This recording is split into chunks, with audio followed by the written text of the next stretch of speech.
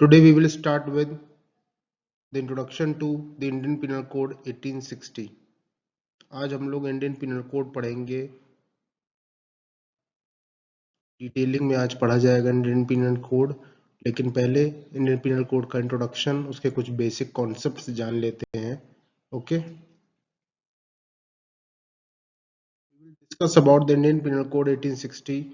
First we will discuss about the introduction, what Indian Penal Code holds and why it has been enacted. Okay, it talks about varieties of offenses and related punishments. Indian Penal Code, penal basically penal का मतलब होता है punishment. Okay, दंड, किसी भी अपराध का दंड। तो अपना जो इंडियन पिनल कोड है 1860 का, इसमें बहुत से प्रकार के ऑफेंसेस हैं, बहुत से प्रकार के अपराध मेंशन है, और उससे रिलेटेड जो उसकी पनिशमेंट हो सकती है कानून द्वारा, वो उसमें मेंशन्ड है। Okay, varieties of offences and their related punishments both are mentioned under the Indian penal code. अब दोनों के या तो अलग अलग प्रोविजंस में मेंशन्ड होंगे या एक ही प्रोविजंस में दोनों चीजें मेंशन्ड हो सकती हैं। जब हम लोग डिटेल में पढ़ेंगे तो उसका भी मैं आपको डिस्क्रिप्शन दूंगा। Okay, now talking about historical background, किसी भी एक्ट का या स्टैट्यूट का अगर आपको समझना है तो पहले हमेशा उसको इनिशियली आप हिस्टोरिकल बैकग्राउंड से जानें कि उसका पीछे का हिस्ट्री क्या है, कब वो इनेक्ट हुआ, किस स्थिति में वो इनेक्ट हुआ, क्यों बनाया गया, कब इम्प्लीमेंट हुआ, कैसे क्या हुआ, उसमें उसका हिस्टोरिकल बैकग्राउंड जानना बहुत ज़रूरी है। तो आइए हम लोग इंडियन पिनल कोड का हिस्टोरिकल बैकग्राउंड देखते हैं। पहली चीज, it was drafted on the recommendation of first law commission of India which was established in the year 1834, okay, under the chairmanship of Thomas Babington Macaulay. Thomas Babington McClay जो थे वो first law commission of India के chairman थे। Okay, जो कि 1834 में बना था, और इसी लॉ कमीशन के रिकमेंडेशन पे हमारा इंडियन पिनल कोड बनना शुरू हुआ था, इसका ड्राफ्ट तैयार हुआ था।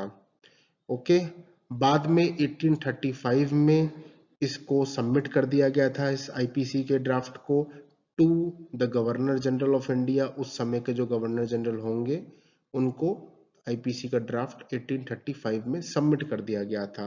वो ड्राफ्ट जो कि law commission of India, first law commission of India ने बनाया था। Okay, under the chairmanship of Thomas Babington McClay.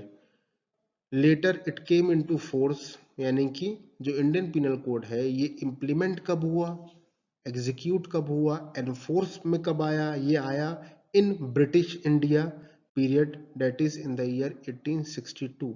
1 जनवरी 1862 को हमारा आईपीसी इम्प्लीमेंट हो गया था, यानी कि पूरे देश पे लागू हो गया था। उस समय ब्रिटिश पीरियड चल रहा था, तो ब्रिटिश इंडिया पीरियड उसको कहा जाता है। 1 जनवरी 1862 को, और 1860 में ये बन के तैयार हुआ था। ओके, एंड 1862 में ये इम्प्लीमेंट हुआ था। ठीक है, एंड 1834 में इसका ड्राफ्ट तैयार हुआ था। किसने किया था? ड्राफ्ट तैयार हुआ था by the first law commission of India. Okay, और तब से लेके अब तक इसमें बहुत सारे सेवरल अमेंडमेंट्स हो चुके हैं, या तो पर्टिकुलरली आईपीसी में अमेंडमेंट करके या फिर क्रिमिनल लॉ अमेंडमेंट में, एक्ट में अमेंडमेंट करके इसमें अमेंडमेंट्स हो चुके हैं। Okay, to note that the Indian Penal Code came into force in Jammu and Kashmir also on 31st October 2019. कब? 31 अक्टूबर 2019 में इंडियन पिनल कोड अपना जो देश का था वो जम्मू एंड कश्मीर में भी लागू हो चुका है, after abrogation of article 370 and 35A। Okay, Jammu and Kashmir reorganisation act 2019 made it happen. उसके तहत it replaced the earlier Ranbir penal code. वहां पे जम्मू एंड कश्मीर में, जैसे आप जानते हैं, स्पेशल स्टेटस मिला हुआ था, तो अपने यहाँ के जो कानून थे वो वहां लागू नहीं होते थे, उनका अपना अलग संविधान चलता था, अलग चीजें थी, सब कुछ था, अपने वहां लागू नहीं होती थी अपने एक्ट्स जो भी थे। लेकिन 31 अक्टूबर 2019 के बाद से अपना इंडियन पिनल कोड भी जम्मू एंड कश्मीर में लागू होने लगा है, और इसने अपने आईपीसी ने वहां के रणबीर पीनल कोड को सरपास किया, रिप्लेस किया। ओके, जेएनके रीऑर्गेनाइजेशन एक्ट 2019 में बदलाव के तहत। ओके, क्योंकि आर्टिकल 370 एंड 35A को रिपील कर दिया गया, एब्रोगेट कर दिया गया, खत्म कर दिया गया उस चीज को, जो कि एक टेम्पररी प्रोविजन था, लेकिन पॉलिटिकल इंटरेस्ट के लिए उसको अभी तक रखा गया, तो उसको खत्म कर दिया गया। जब हम लोग कॉन्स्टिट्यूशन पढ़ेंगे तब हम उसमें देखेंगे कि टेम्पररी प्रोविजंस कौन कौन के थे जो वक्त रहते हटा दिए गए, जैसे उनके पर्पस फुलफिल होते चले गए। ओके, कुछ इंपॉर्टेंट डेट्स देख लेते हैं। जैसे इनैक्टमेंट डेट इस एक्ट की है ईयर 1860, इम्प्लीमेंट डेट है 1 जनवरी 1862, टोटल नंबर ऑफ चैप्टर्स इसमें है 23 and total number of sections हैं 511। Competitive exams point of view से ये बेसिक सी चीज, ये बेसिक सी नॉलेज बहुत इंपॉर्टेंट है, एमसीक्यूज में पूछा जाता है। बहुत से बच्चे इसको छोड़ देते हैं, ओवरलुक कर देते हैं, इसे ओवरलुक नहीं करना है, ये बहुत इंपॉर्टेंट चीजें हैं। ओके,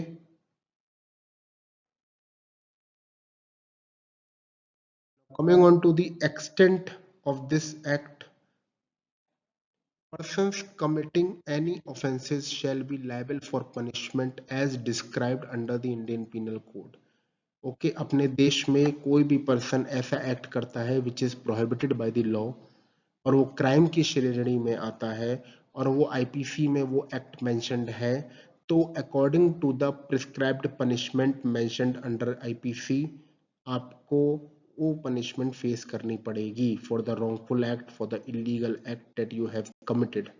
ओके, तो आईपीसी बताता है कि किस किस प्रकार के ऑफेंसेस हैं और उनकी क्या क्या पनिशमेंट्स हैं, तो अकॉर्डिंगली वो अवॉर्ड की जाएगी। ओके, ना coming on to important definitions, आइए हम लोग कुछ इंपॉर्टेंट डेफिनेशंस देख लेते हैं। काफ़ी डेफिनेशंस हैं जो आईपीसी के बेयर एक्ट में आपको मिल जाएंगी, आप उनको फॉलो कर सकते हैं, आप उनको याद कर सकते हैं।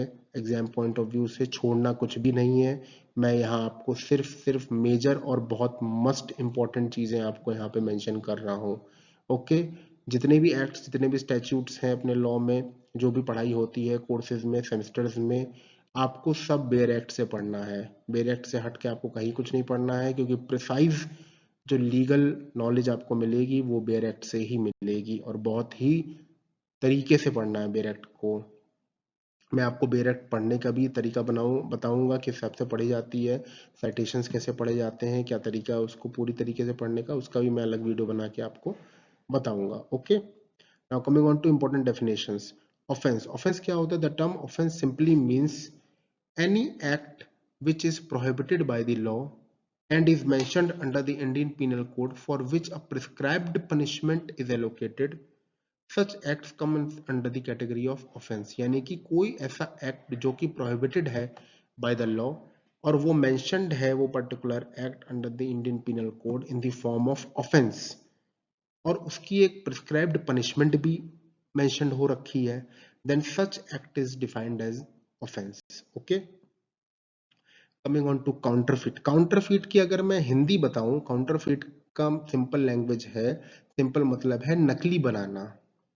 ओके, जैसे आगे हम लोग पढ़ेंगे सेक्शन 281 में या 282 में counterfeiting coins, counterfeiting Indian coins, तो उसका मतलब यही है नकली नोट बनाना, नकली सिक्के बनाना, ऐसा बनाना जो कि बिल्कुल ओरिजिनल से रिजेंबल करे।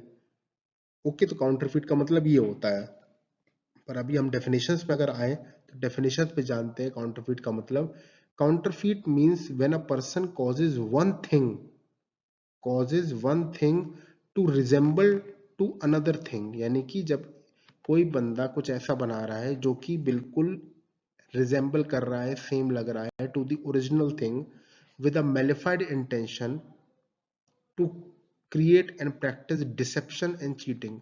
मेलिफाइड इंटेंशन से, बैड फेथ से ऐसा चीज बना रहा है कि वो चीट और डिसीव कर सके किसी को, उसे काउंटरफीट कहा जाता है। Okay,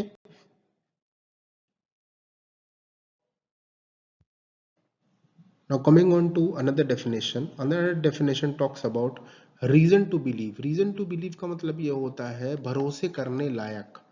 okay, a person is said to have reason to believe, a thing if he has sufficient cause to believe that thing।